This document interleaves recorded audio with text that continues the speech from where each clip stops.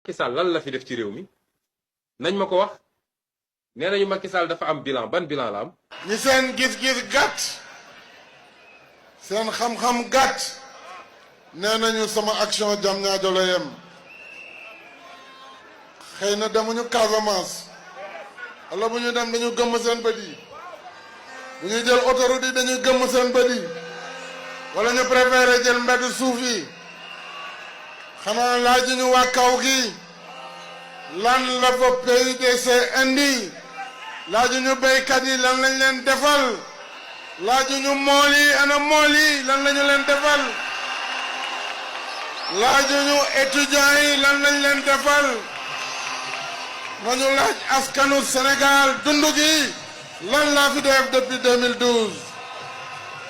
nen nag bu la neexee taxaw ne jant amu fi waaye bu boobaa sa bopp ngay nax Sénégal bi wute naag Sénégal bi ma fi fekkoon en 2012 parce que programme la am programme boo xam ne ay borom xam-xam ñoo ko bind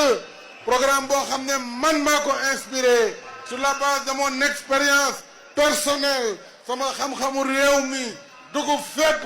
au nord au sud à l'est à l'ouest et au centre programme boobu la bailleur de fonds yi adopté nangu joxe financement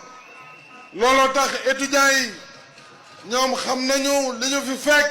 double nañu les capacités d'hébergement des universités yokk nañu les bourses d'étudiants ubbi nañu les centres de formation professionnelle pour won xale yi yoonu liggéey parce que loolu mooy li avenir u Sénégal